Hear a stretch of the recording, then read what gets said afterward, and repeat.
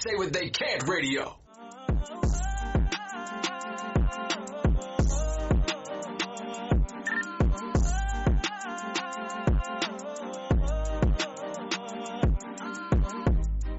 Welcome to the Now What podcast. I'm your host, Tasha Monique, and let me introduce you to the amazing cast of the short film When, W-H-E-N. And in no particular order, can you guys introduce yourselves and the character that you play in the movie? Hey everybody, my name is Aimee and I play Clipper. My name is Neefah and I play Jackie. I'm Jonathan Ragins and I play the role of Sin. My name is Tristan and I play G. Hey, G, you are my youngest guest ever. How old are you? 13. Okay. And last but certainly not least, I'm Jermaine Smith, writer, producer, director. that's right. Welcome. This is your second time on Yes. podcast. Thank you for having us. Absolutely. So, Jay, what inspired you to write this short film? I wanted to write a piece where me and my son could work together again. Tristan, my son, as well as Neefah, put a short little scene together, and it developed into When. It went from about 6-7 pages to maybe 32, something like that. But I wanted to show the things that go on in our communities from the children's side, the kids' side, of how gun violence affects the children. You know, what they go through outside of maybe seeing the victim, knowing the victim, or being related to the victim, or, you know, and that pretty much that circumference. Absolutely. When I went to the actual premiere of the short film, I'm just sitting there and I'm like, unfortunately, I know someone and all three of her children were shot as teenagers. One got shot playing in the park. One was shot on the way home. One was shot coming from the grocery store, just like innocent bystanders, but all three of her children, which is crazy. Right now, each of her kids, they're all like adults now. The youngest probably is like maybe 20, and they span from 30 to 20 now. But like literally, as teenagers, all three of them shot, which is crazy. It's a crazy, vicious cycle. You know, you don't know if any of her children went out for revenge. You know, I mean, like, when does it stop? You know, it's sad. It's Very sad. Very sad. What process goes into character development for you? So creating the role for Tristan, a.k.a. G, what was your process? Well, with his process, I wanted to give him the opportunity to speak to his parents in the film of how he truly feels. He tells me of some of the things he wished he could say to his mother, and I'm pretty sure he tells his mother some of the things he wished he could say to me. So I wanted to write an outlet for him to release the things he was going through in real life into an art form. You know, because there's some things that we can't say to our parents because it may be disrespectful, or they don't really know how we feel, or not interested in how we feel, or it's just they only want to hear their side of the version as a parent. They don't even want to hear the child out. So I wanted to give him an outlet through art where he can release that frustration and probably learn how to speak to his parents in real life through the art form. So that was the main thing. I don't know if Tristan remembers having that conversation, but that was the main thing of it. Like, you know, my mom doesn't listen to me. She doesn't hear my side. My mother don't listen to me either. You know? So I had to explain to him that his mother has to come down to his age to a certain extent because he can't come up to her age. You know, so it was that process, and that was easy to make that character for G for him. Neefah, watching your character, right? As I'm watching the film, how did you feel when you heard, like, overhearing like the different characters saying how they felt about your child and your family? And G's mom actually thought that he wasn't in good company. They all thought that your kid was just like a really bad seed. How did that feel? Like, It was horrible. wasn't it horrible? Horrible. I mean, but then going through it, you have to understand too, this happens in real life. Some parents are just extremely judgmental. They see a kid, they make things up, and it happens all the time. Yes, I felt like G's mom was a little judgmental, Yes. along with other people in the community because of his actual family members. Yes. Jonathan, tell us about your character, Jonathan, and who the role you play in the movie again. Well, in the film, you'll find my character Sin, going through. I guess he's having it's hitting him, right? Because you'll see that he was being encouraged to walk away from this life, right? And then now it's hit home in the most tragic way. Even though my character has been in the streets for many years, now it's an opportunity for him. Like, okay, can he step away from this, or will he double down and keep going hard? Because that's kind of like how the streets roll. So personally taking on the role, a lot of these situations, as we all know, hit close to home. But it was interesting to try to play try to display the humanity, and even in the criminal, or even the people that we consider, the people who are actually causing the destruction in the neighborhood, are actually still people, or like little boys at once. Like Sin was actually Troy at one point, but he's growing to a man, So, I think it was very key to show that humanity. Now, Clipper was off the hook, okay? Let me tell you, she was most certainly thugged out, okay? And I feel like you represented the gangsta boo of all gangsta Oh, boos my around goodness. these cities. But you know what? That is I feel like criminal women and women who are thugged out, I feel like they go unnoticed. And a lot of the times, they're out here doing a lot of these crimes because some people feel like they'll get away with it. Like, we'll see Jonathan coming before they'll see Clipper coming. You know what I'm saying? But you about it. You was ready to retaliate, pop back, and Yeah. tell us about your character. Clipper was no nonsense. Clipper was just like, I don't care what's going on. I don't care what you're talking about. I don't care what you're talking about. We're going to do this. And like you said, with some women, they are more reserved in the back. You don't see it coming. But Clipper was not about being in the back at all. It's like, this is what we're doing. This is the time we're on. Let's get to it. So with Clipper, I had to dig deep, of course, because that's not my persona. But you're around people that's like that. So it's like, okay, let me take a little bit of this. Let me take a little bit of that. And also with Jermaine's direction, he'll give you tips on, this is where I want you to go. This is where I want you to go. And I took everything that he gave me and I poured that into Clipper. And that's how Clipper came out.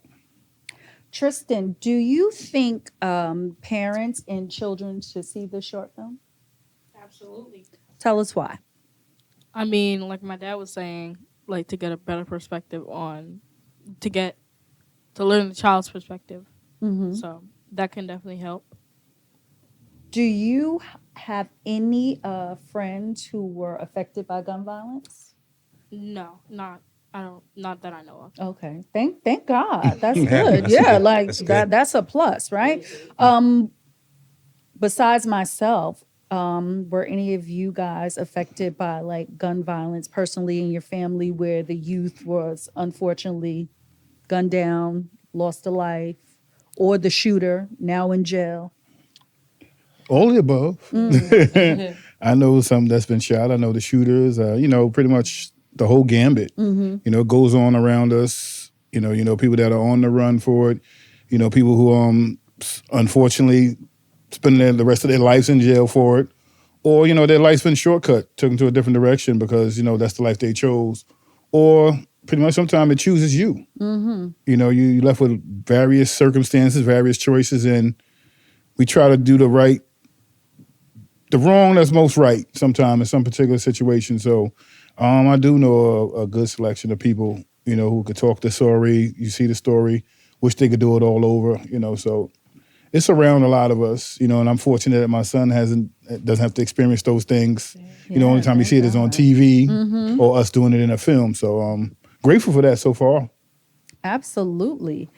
Jay, how would you finish this sentence? I finally realized. That it's great to work with people that love the project. It's a great, great feeling to see your words come to life, jump off the paper, and then also to see people take it somewhere that you didn't even envision. Because as a writer, you see one thing, and some writers see one thing and see one way only. But I believe if you give people the freedom to be that character and let that character grow in a great way that, part of the storyline, it gives them so much freedom. I really don't believe in handcuffing people on a set or a scene or a storyline because you can limit what they, what they can do. They may have a vision for it, and that vision might be bigger than what you originally saw. And you're like, man, I wish I'd have made that character bigger or more, So I'm glad I realized that. Neefah, how was it working with your man over there? Was it hard for you to work with Jay? Answer this correctly. Oh my gosh, was he extra hard on you? Did he show favoritism? It's always hard. It's very hard. Not only it's hard because I don't want to let him down. Mm-hmm. It's hard in the other perspective of people like, oh, let me see what she can do, but in that sense. But pretty much I get the leeway he gives me the leeway to how can I say it, be who I am, Mm-hmm. and to build the character. I'm comfortable, but Look at he got the eyes looking at staring you like, hot right now. like, she better say the right thing. I mean, it is how it's gonna be. It's either I'm gonna get it good or I'm gonna get it bad, and he'll let me know. Right. Like, Can I jump in on that? Please. There's a higher expectation because you're next to me more often. So any questions you have ample time to get them out before we filming or the day we filming. Agree? Like, don't ask us on set. Basically. Right. You had all week to ask me. Right. That's what he's saying over there. Is that USA or US of A? Oh my gosh. So that's it, but it's fun. Jonathan, so after reading the script, did the character really like resonate for you, and how? Yes. The answer, yes. I think I resonate with all the characters, but when it comes to Sin, I came up under dudes like Sin. I always had, there's a period in my life when I was a teenager where I had one foot in the street and one foot, in sports and in school and stuff like that. So I had guys in my life who were like Sin, but I was fortunate enough that they encouraged me not to get the pack, not to, if I showed up with a gun or something like that, like, what are you doing? This ain't for you. Because where I grew up in Louisiana, my immediate family wasn't there. My family was in D.C., and so the neighborhood really raised me, but they had higher expectations of me because I wasn't from there, almost like I was too good to do to be in a condition that we're all in. I'm just not from here. So a lot of those guys looked out for me. With Sin, I see how that played a part with his relationship with his nephew, and how like it's tough, because we're when you have a family, right?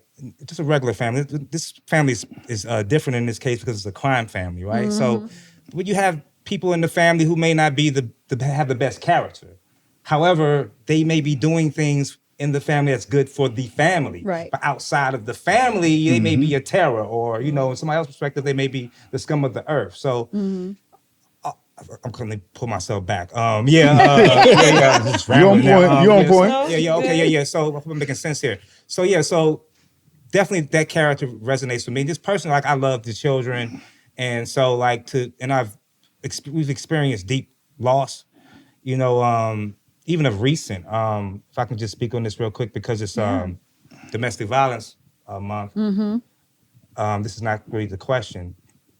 Answer the question, but gun violence shows up in other ways as well. Like, I think about when I was a kid, and before I started being in the street, a kid may be getting bullied, right?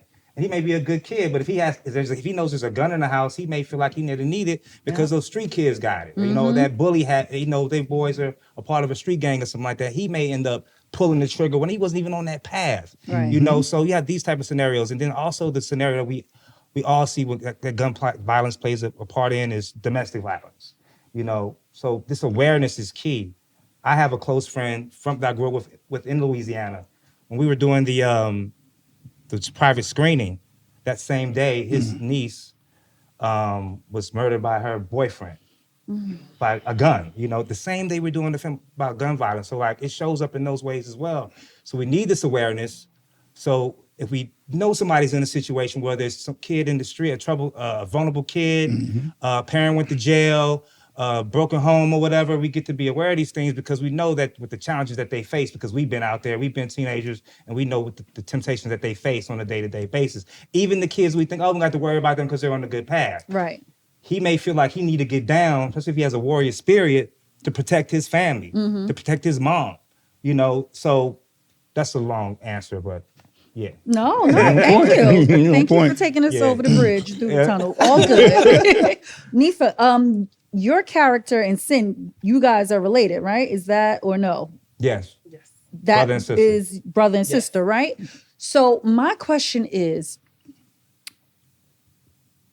do you blame your brother and his friends in this environment on what happened to your son? Of course. He knows it. Yeah. Yeah. And again, that's the weight of the guilt and of like this scenario of And if you being see your the nephew. film, we go back and forth where I'm telling him, like, I've been pleading with you to leave this life alone. Mm-hmm. Now look what happened. Right. Right. And then it's like, you made it out, but my child didn't even have the Exactly. chance. 12-year-old. Tristan, how did you tap into your energy to be able to handle having your 12-year-old friend, gunned down? Where did you have to go mentally to be able to express to your mom how you felt I mean, about your friend? So most of the times I would think about like my best friend for like pretty much my whole life since kindergarten. Mhm. Like if it were him. Mike. If it were him, like yeah. So putting myself in that, like from that point of view, definitely put some emotion into it. Yeah. Okay. Good answer, young man. Now, Clipper, how did you link up with Sin and the other two partners? Like, where did that all stem from? Are you guys related? Just like neighborhood? What attracted you to the life of crime? Well, Clipper. Yes. Just being in a neighborhood. Mm. You know, they're not related at all. We just come from that same space. Mm-hmm. So maybe Clipper was just that girl that was like, I don't want to play double dutch with y'all. I don't want to do anybody's hair. I want to be with them because it looks like they're getting money and they getting respect. So that's what Clipper was. Mm-hmm. I'm where the money and the respect is. I don't want to play with y'all. I'm going to be with them. So that's where her tough exterior comes from, is just being around them and probably just being attracted to it. Mm-hmm. Clipper could have come from a 2-parent household and still went in the street. She could come from a single-parent household and went to the street. It just depends. Anything could have happened that turned her that way. It could be a relationship, but the way Clipper and Rock and them came together, you can tell they're coming from far. This isn't a relationship that was built in a year. This is something that they've had established years ago. Right. And they're deep in it. I love that you made this point where you said Clipper could have come from a 2-parent household. And often we see these kids who have the best of everything: 2-parent household, private school, family vacation every year, the best of everything. And then they pivot. Now they're thugs. They selling drugs. They're murderers. Like, what happens? I know we don't know the answer, but what can, as a writer, producer of this film, what do you think happened to Sin, to Clipper, that they chose this path? Well, some kids, I think, in a 2-parent household, sometimes it's the curiosity, sometimes it's what they see, and you'd be surprised some kids in a 2-parent household are jealous of kids that have a single-parent household. You know what I mean? They see the different lifestyles. They say, you know what? Everything is handed to me over there. You got to get out there and scrap and get yours. And that I don't want you to look at me as this privileged kid. I want to be on your level doing. So it's a maturity, and it's where they at, and it's your environment. What's going on around you. But I'm not one of those. You can't always blame the parent, because you can have 4 kids in the house, and they turn out 4 different ways. You know what I mean? With 2 parents, 1 parent, whatever the case is, it's the matter of the individual learning right or wrong, maturity, and at what point in life. It's peer pressure. It's curiosity. There's so many things going on. The temptations of, okay, you told me the stove is hot, but I got to touch it and find it on my own. So you got to, it's a maturity level. It's when the kid, and when that light goes off, and hopefully it don't get burnt too hot Right. Hopefully they don't have to spend 30 days in jail to learn. You know what I mean? They can see the things that's going on around them, but we're in a different time period. And also, That's a good point too, Jay. Because like, you know, you with the black community, we don't get a chance to, kids don't get a chance to make too many mistakes. You know, that one mistake could be it for the justice system and so forth like that. But then also what I was gonna piggyback off of what you said is that the child that's coming from a two-parent household or the child that's coming from a two-parent household will see somebody in a single-parent household and see that freedom. That for freedom. Yep. Oh, like, oh, you get to go out, you can hang out, you can do this, you can do that. I'm tired of my parents I was telling me thinking what the to same. do. And like Clippers probably, Rebellion. again, that person is like, oh, you get to go outside. Well, I want to do what you're doing. I don't need to come in at 9 like you. I don't want to do that. I want to be outside. So that can also be like just being envious of the freedom. And it's what they see. You have a kid who looks at their friend with two-parent household. They have a single-parent household. Oh, I wish my parents cared as much as your parents care. That is, yeah. Or my parents don't care enough. You know, so they're weighing the thing, and the comparison is a thief.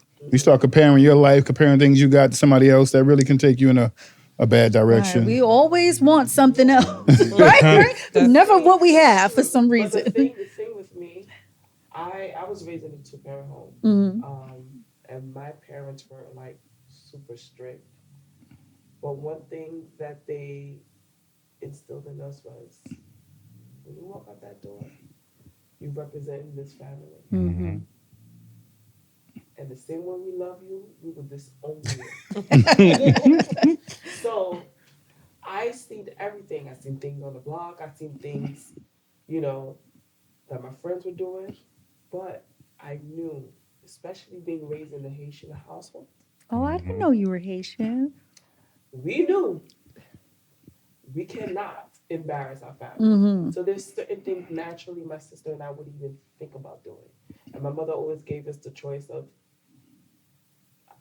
you know what to do? Do it or don't do it. It's up to you. You know, but then again, it could have went a different direction. I could have been like, I don't care.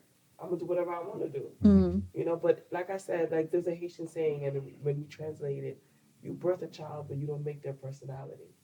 Oh, that's the yeah. Once they start thinking for themselves, it's So you could have been the best parent that you possibly could have been. You could have all the rules, could be brought up in the church, everything. Everyone is going to do what they want to do.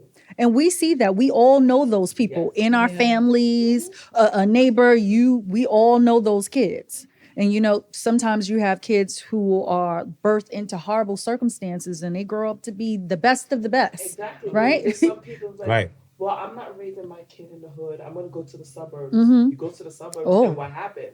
But then there's some parents that raise their kids in the hood, and they are very successful. Successful.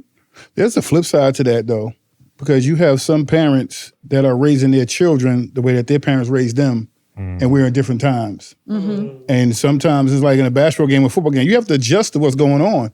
So if your parenting can't adjust to the times, it could be ill adverse and have a wrong effect on the child. So that child could be led wrong from the home because you may tell a child, you do this, that, and the third to a teacher, but it's different now. Right. They see all these other kids fighting teachers doing this and the third. So they like, well, why do I got to respect the teacher When if my everybody friends else come is out. hitting them? Yep. But you got to say at home, this is what you do. You don't do what everybody else do. And it falls back to a time period where we used to have dinners together as families. Now everybody eat their food in their own different room on their phone. Right. So you don't know how my day went. I don't know how your day went. So it's that communication is lost. So we'll text each other from the next room, come eat. Oh, don't forget to do this. You know, and I find myself doing it. It's less communication and getting togetherness. I know my son's best friends. I know my son's favorite colors, both of them. You know what I mean? And that's very key. I think we lost a lot of that, knowing who's in our kids' lives, Yes. how they're important. potentially probably being raised. You know, so those things I think we got to get back to some way, somehow. And the telephone, it's you know, Put the technology damn is phone separating down. us. Even now, like my children are adults. One a full adult and a young adult, but I get checked if I come to the dinner table after I done cooked a meal once or twice a week. You on your phone? Like no phones. It's always been that way. Family time, dinner. Okay, we may watch TV, but it's like game shows. We're literally watching Jeopardy, Right. Family Feud, Wheel of Fortune. maybe that, but we're talking. It's like, okay, we're not interested on what's going on in the TV, but we actually sat down, had dinner. Daddy's cooking, mommy's cooking. And this was every day. Friday, Saturday, maybe take out or whatever, but I'm cooking. And still now that they're adults, I'll cook, once a week. But it's like no phones are allowed. Don't text, don't call, don't be on phone. Let me respond to so-and-so real quick. None of that. Let's talk about, like you said, how was your day? The connection on? is lost. Yeah. Every scene in Win is about a connection. Even from the cop, the opening scene arguing with the news reporter. It's a connection of what's going on in the neighborhood, community relations. Yes. Even when Sin and Jackie are arguing, it's a connection of brother and sister. Out of the street, get back. Everything's a connection. G and his mother. You ask me how I feel, I tell you, you don't check in. So every scene, even with Clipper and them, it's a connection. How his uncle wanted to do the family thing. Right.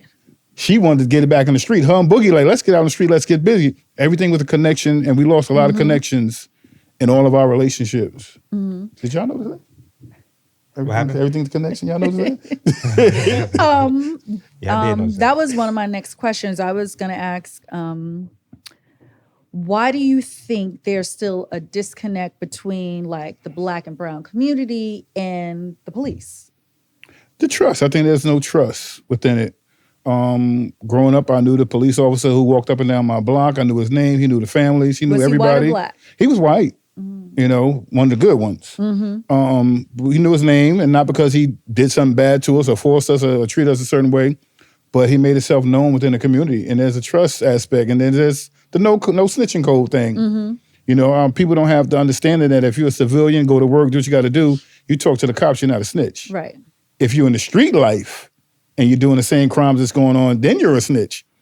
So there's a trust factor of, I don't trust this cop who doesn't live in my neighborhood, who doesn't look like me, who only comes here for a certain amount of hours and go back home. So that trust is gone.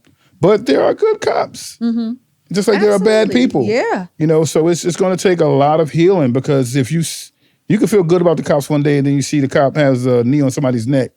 Now all you see is red. I've had teachers in school tell me I wasn't going to be SHIT. I don't hate every teacher. Right. That one teacher I have a problem with. Right.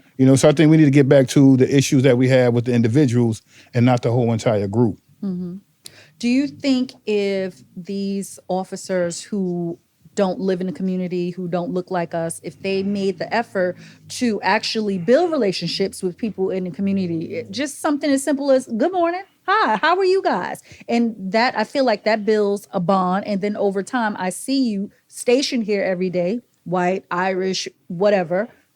Hey, Jay, how you doing? Oh, hey, officer so-and-so. It takes effort. Yeah. Because racism is taught and bred at home.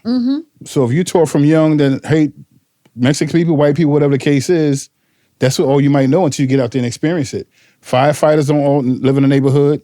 Train conductors don't live in your neighborhood. The ambulance. So people are coming from various different areas, but we single to, we don't like cops that don't live in our neighborhood. Right. But a lot of people that work in our neighborhood, teachers, school teachers, some school teachers may come from Long Island and teach in Brooklyn. You know what I mean? So everybody's not going to be where you from. So we have to have this little thing of giving people chances.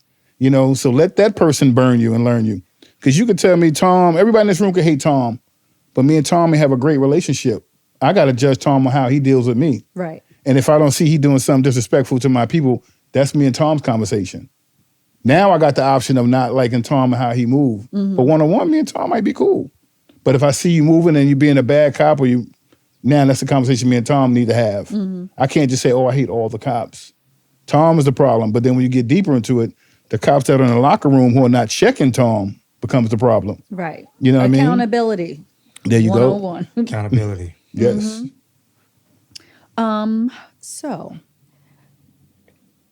Jay, if a young brother or young sister is interested in getting into this industry, what advice do you have for them? Take it serious. Study and learn what you want to do, because you can go theater, you can go TV, film. There's a lot of different avenues you can go. But the main thing is to study your craft and learn it and observe it. But get out there and do it. Film yourself. There's no excuses no more. You can film on an iPhone. You can film on an Android. So you can do little skits. You can do little monologues and tape yourself and go and get around like-minded people. And that's one of the best things you could do. You may get a young person who has a script looking for a new actor and someone to work on. So y'all get together, put your talents together. So there's really no excuses. It's how you feel inside and going after it, just going after it. And understand there's going to be no's. But all you need is one yes in that room full of no's. Hello, somebody. Repeat that one more time. There will be no's, you know. Tons of them. But you just got to find that one yes. And sometimes you're the yes. Absolutely. They need to get it going. You know, start filming yourself, start doing these skits and recording them, put them on TikTok. There's avenues to get yourself out there. How do you feel about the TikTok and the social media actors and comedians? Well, there's a lane for it. You know what I mean? There's a lane for the TikTokers, and there's a lane for people that can stand up there flat-footed and just deliver. You know, I think it's much easier to get on TikTok and do what you want because you can put up your best video. Right. But you get up there, stand flat-footed, try to make some people laugh that don't know you. It's easy to be funny to people you know. But to get up there and flat-footed and stand, look at a crowd and talk and make people laugh that don't know you, that's difficult. Do you think it translates well? Because you know how you see like a lot of comedians who do these skits on social media, but when given the opportunity to do something on a bigger scale as far as production, they bomb. So is that, I guess, them not like actually learning the craft and the skill beyond just, I make a little video for 1 minute or less and then edit and cut out the bad parts. And that's the thing, you can cut and edit, but it's also going to be the deer in the headlights. Sometimes when these lights come on, people don't know how to react. And then there's a crowd behind the lights that's on the crew. That's not in the audience. Right. You know what I mean? So it's a whole different animal. You know, you have to prepare for it and be ready for it because it's easy to be in your room with your bulb and do your thing. Oh, I don't like that take. I'll get back at it tomorrow. You know what I mean? That's easy, but you got to step out there and just go for it. Now, everybody's going to like what you do at first. That might not be your audience. You know what I mean? I always used to say you can't sell a porn mag to a daycare center. That's not your crowd. So you have to find your audience. right. You know, your audience may be over here. You're a photographer and you have 4,000 friends on Facebook and people are not coming to you for a photo session. That's not your audience. They just liking your stuff. Right. You got to go out there and different. send new friend requests. You got to go out there and get your customers. Because those that are supporting you and liking you, you got 300 friends and only 3 people saw your movie. They're just liking the post. Right. They're not there to support. You know what I mean? So you have to go out there and find your audience. If it's 18 to 55, that's who you market to. You might be shooting for 45 to 70, and they're not checking for the material that you're doing. You know, so a lot of that is finding your audience and finding your niche in your lane. Yeah. Tristan, question. What do you like most about working with your father? You better answer that right.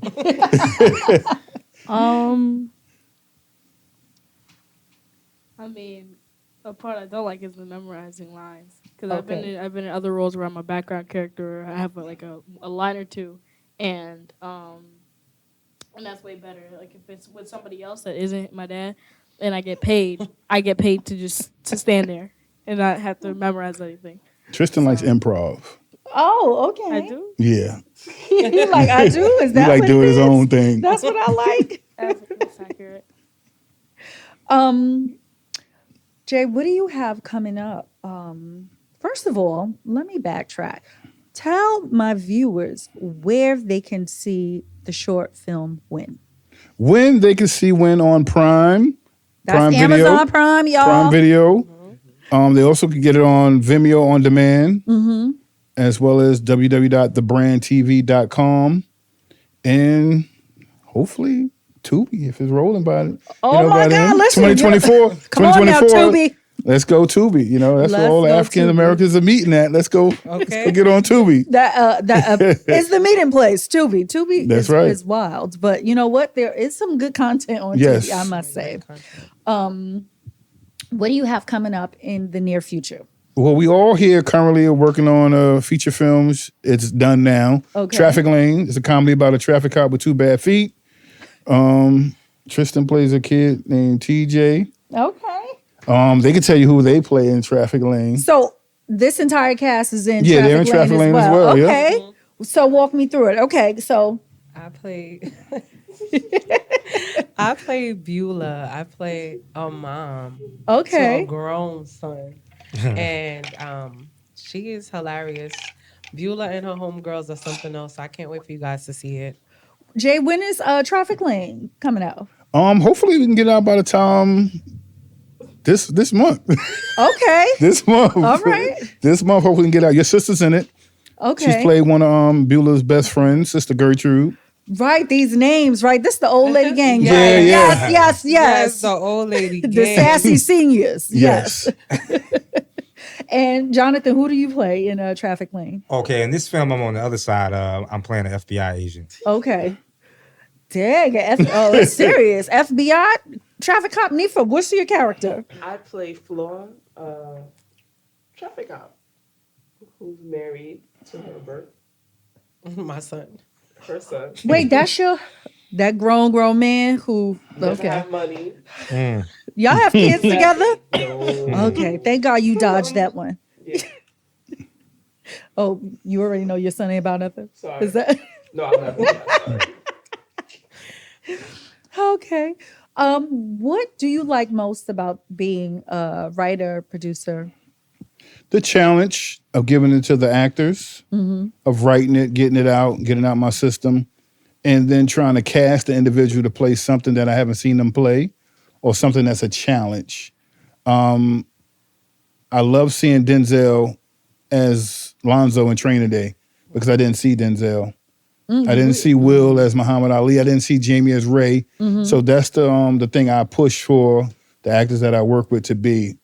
I don't want nobody that they know see them say, "Oh, that's Neefah, that's Aimee, Right. that's Jonathan." I want to see, wow, that's that character that they played.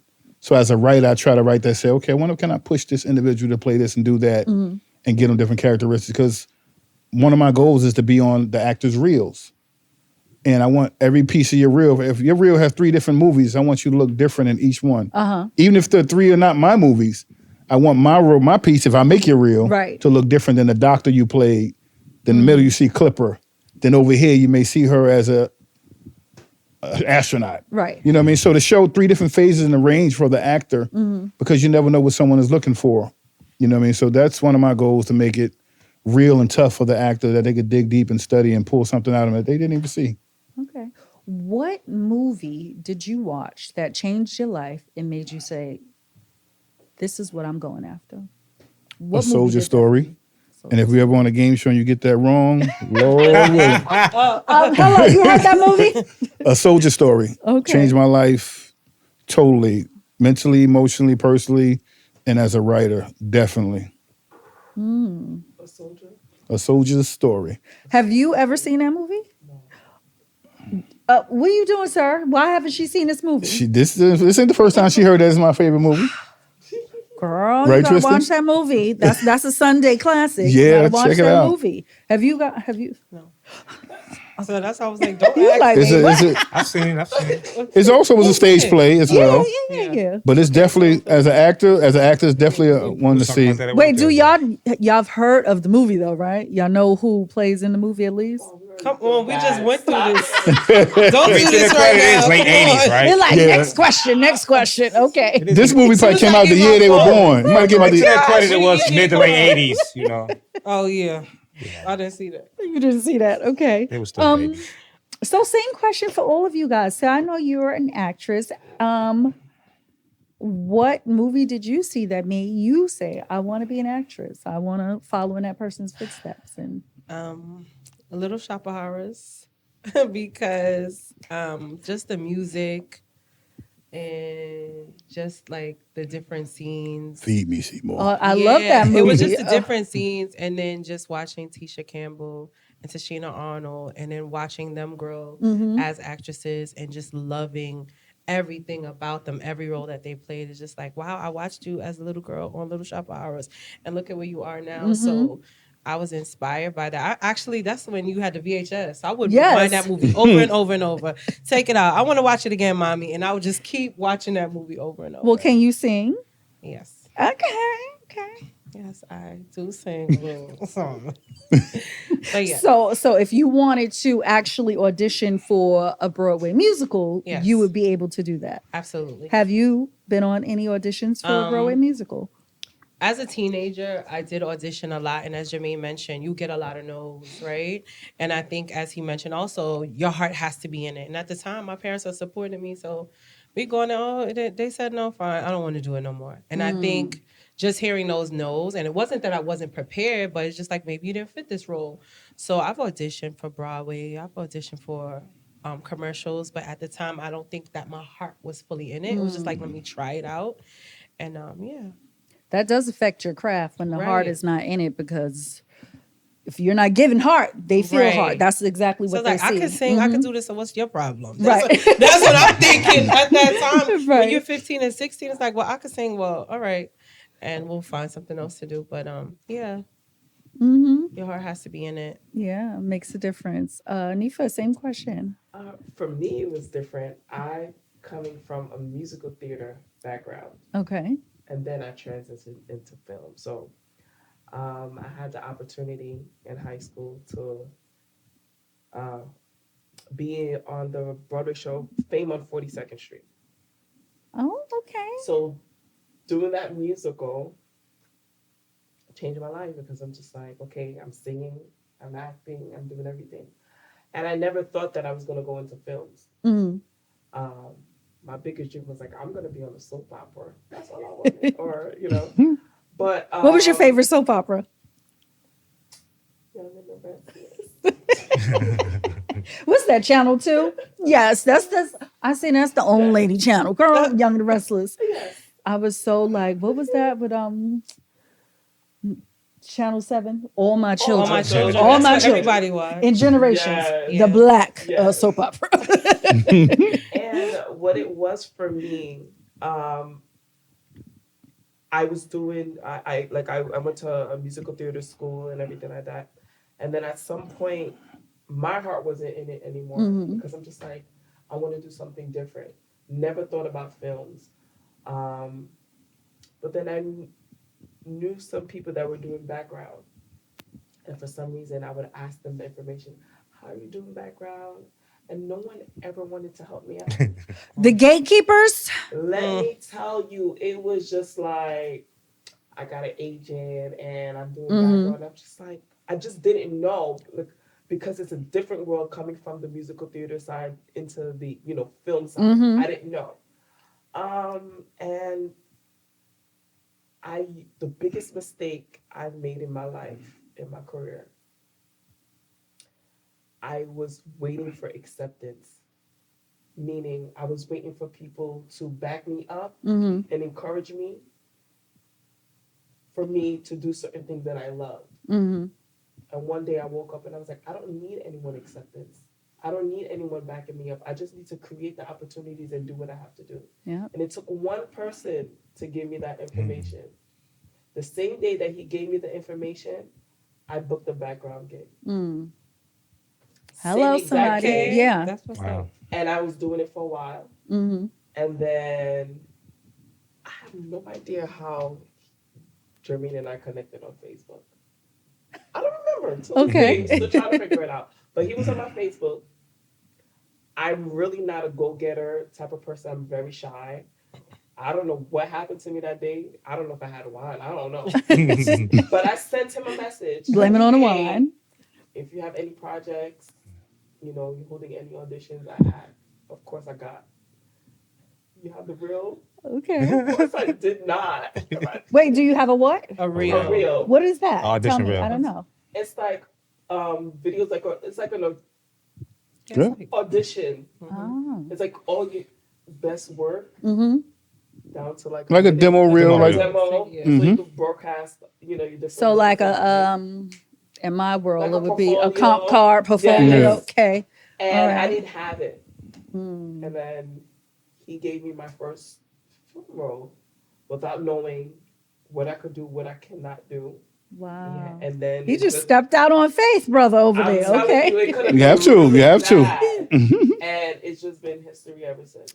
So Nice. that is one advice that I can give everyone. Like, just create your own opportunity. Create your own lane. No's, and you may not have no supporters. People may not understand your hustle. People may not understand that you're stuck in your room for 10, 11 hours trying to memorize 2 pages. You just have to do it. Just do it. That's what I often say. Just do it. Just start. Create your own lane. Okay. It's you against you. Yes. And you define success on your own terms. It's not what society says success looks like. It's whatever you want your success to look like. Okay. Jonathan, same question for you. What Well, was that pivotal point that you? it wasn't really like a certain movie or a particular actor because like growing up, I played sports in high school and stuff like that. So I was more into the sports world, like heavy. Like I woke up ESPN, played sports, baseball, football, all that stuff in the South. So I didn't really know any actors. I didn't know anybody who was in film. Like being an actor, where I grew up as like, you might as well said you wanted to be an astronaut or something like that Okay. because Where are there you was no from proof again? of it. I grew up in Louisiana. Okay. So I've been living in New York for 15 years now. My father's from D.C. My mother's from Louisiana. So I spent both of my time during there. So it wasn't until my mid-20s where I was doing a discovery workshop where I met some directors and we were doing some different stretches where you go from one way of being to another. And you can't move on in this exercise until everyone in the room believes who you are, right? Because I always felt like I could be an actor. You know, I felt like I can like, you know, show. So once I started taking some classes, well, I took the advice from the people in the discovery workshop and I moved to New York, blah, blah, blah.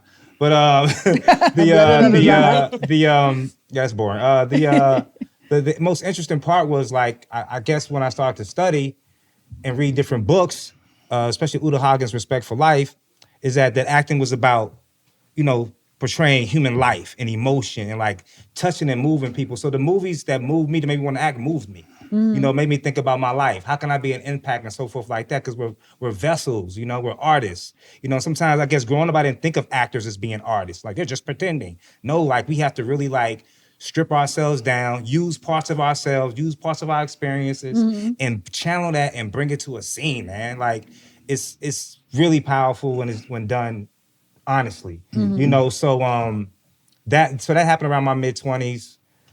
Met some good people that let me crash on the couch, and I started coming up here taking class, and that's how I became an actor. But trust me, you have to be dedicated. You have to like you say, the no's. It's not even the no's that come from like auditions and stuff like that. It's the no's, like again, from your family, relationships, people that's been down with you your whole life. Those no's hurt the most. So you have to like say, okay, you have to believe in your vision, like Jermaine always talks about your vision. Lock in on your vision. Believe in yourself, and then once people start to see your vision, they'll come through. They'll be there. They'll be there cheering. Right. Or not. Amen. Or not, right? And or not. Amen. Fine. And that's all right too, man. You know what I mean? Absolutely. It's always your family and your friends. You're like, why would you Because they not feel like want they to know you. support? They feel like they know you. They so But then comfortable they'll with you. support a total stranger. Yeah. Which is so weird. But Oh, that's just Jonathan. We're not one-dimensional. You can want to be a singer, a dancer, an actor, a Yes. writer. Why can't you do it all Yeah. if you're good at it, right? Sky's the limit. Okay. Tristan, did you have a movie that you loved that changed your life that made you want to become an actor? I mean, the thing that started it was just my dad. Like, if he, it makes sense. Like, if he needed a child role or something, hey, I got a child right here. So, So you're saying you were forced into it, basically. if you want to say it like that. You heard it here first, right? Okay. So Jermaine, tell me what is next on the horizon for Everyday the Brand? Well, currently we have 3 films rolling. We have Win.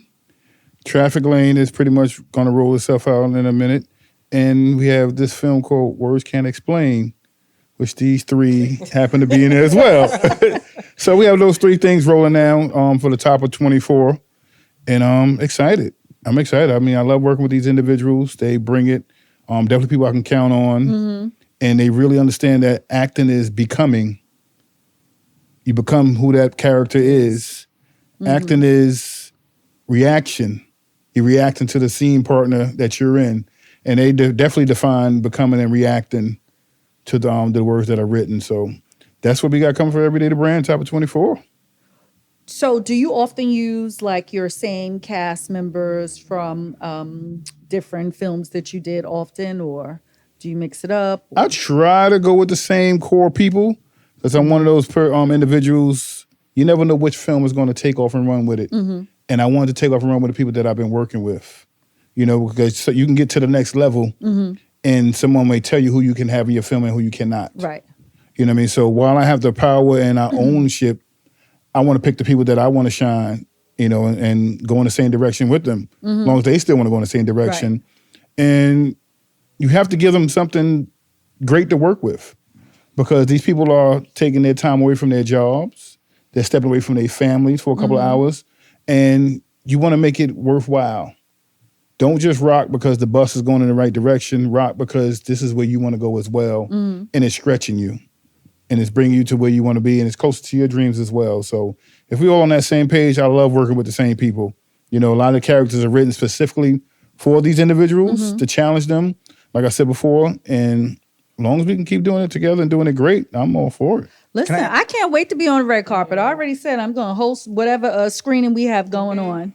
Big time. So I wanted to add to this. I just wanted to add to that real quick. Because Jermaine, I reached out to Jermaine on Instagram. I think I was seeing his memes. They're hilarious. And then I noticed he was a filmmaker, right? And I was like, okay. And I watched one of his films. I like DM'd him or something like that. And then he brought me in for a small part. And then I was like, all right, cool, thanks, man, I appreciate that. And next, he's hitting me up. Hey, man, I got this idea, something big. I believe you got this range. I think you can do this. So, like, Jermaine, not only does he use the same actors, he'll give you opportunity to prove yourself, and then he'll give you something, like he mentioned earlier, it's true. He'll give you something that can showcase more what you can do, different levels, different types of characters, like Clipper. You know, this is one of the sweetest women I've met in this industry right here. And I don't even know her that well, but Clipper was gangster, all right? I was convinced. I was like, ooh, I'm scared. Is that close to the chest? What's going on? Are you really a gangster? Are you really an educator or a gangster? What's going on here? But so I would just like to say thank you, Jermaine. Thank you. So Jermaine. Yes. I don't want to say how close are you, but the film When? Are you able to shop this short film around to like the film festival, to Sony movies, Paramount? Like, what's the next steps? Like, how do you? Well, the great thing with films, whether shorts or features, a lot of these film festivals want exclusivity. So if you don't put it to them first, they don't really want to deal with you. Because once you put it out, they want to be one of the first ones to show it. They don't want to have it out where it's for sale or it's for view. They want to broadcast it that we have it here first. Or it's in the film festival. So the greatest thing we have going with When is the response has been great. People have been seeing themselves in it, and we have done a couple panel discussions. Tristan has done to date maybe 2 or 3. One at Toro College, one at the State Senate building for a state senator. And so those things are happening. And I love it because I'm a big fan of the slow burn. Some things come out and they're hot for a week, 2 weeks, to a month. I don't mind the film taking its time and rolling. We have a film called The Knees. We did probably 2018, 2019 about mental health, kids who are autistic. Was really good. And it's a slow burn. People are educating and people are learning, and things catch on when they're supposed to catch on. You know, these things can live forever, so that's what we got going on. So if someone would be interested in auditioning for you, sending a reel, maybe being on set and doing a wardrobe, how can they get in touch with you? On LinkedIn, Jermaine Smith. Facebook, Jermaine Smith. On Instagram, Everyday the Brand, Everyday THEBRAND, or the _brand_TV. Reach out that way, and we see if we can connect. How often do you have like open casting calls for looking for new actors? I haven't had auditions since 2006. Oh, damn. Okay. Maybe, I'm lying, 2016 for a piece of me. I generally work off of referrals or people reaching out, so on and so forth. I haven't had a time where I sit in the room and watch people read the script, so on and so forth. It's generally been referrals because good actors know other good actors. You know what I mean? And networking is what I hear. There you go. That's your net worth. Or people reach out. And, and you see what they got going on. You see what their reel is. You see how they post stuff. I generally try to stay away from people that are in projects but don't post about the projects they're in. Because if you don't do it in the stuff you're in, you might not do it over here. But at the same time, you might not be proud of the work that you've done, or the work didn't come out as good as you thought it would come out, and it's not a good look for you to post it. Right. So I have to be left and right to it, understand what's going on. And sometimes directors and producers hold footage hostage. So the actor can't get their good footage that they got to show to somebody else to get a job or get a reel or get in a situation. So you got to be open-minded to those things and try to study people. It's a feeling. When we first met Jonathan, it was a feeling getting on set, Getting on set is a feeling. Getting around Aimee, see how they work ethic, and getting on a Zoom. Okay. Or then getting in person with them, So it's a feeling sometimes. Sometimes you hit, sometimes you miss. So it's believing in people. Somebody took a chance on me, before, and I like to take chances on people. Okay, so what I'm hearing is networking and shooting your shot. Yeah. DM this man, email this man. If you know Jonathan, you know Neefah, you know Tristan. I don't know. You may have a little friend that want to be an actor Don't too, walk right? up on Clipper. Man, I would But tell you she's that. Oh my listen, goodness. Now but that the if beef you is meet her on. at her day job, Right. Don't walk up on Clipper. oh my gosh. Miss Kate. Yes, right? So super sweet. The best teacher ever, right? So again, can you tell my viewers where they can see the movie Win? When you can catch it on Amazon Prime Video, Vimeo On Demand, or thebrandtv.com, and things are shaking well, Tubi. Yes, we about to be on Tubi, y'all. Tubi. Okay? Yes. So again, I would like to thank the cast of the movie Win. That is WHEN. Thank you so much, Thank you for everybody. having I hope you us. guys Having us, enjoyed y'all. yourselves. Until next time, I'm Tasha Monique. This is the Now What podcast. See you guys. Peace.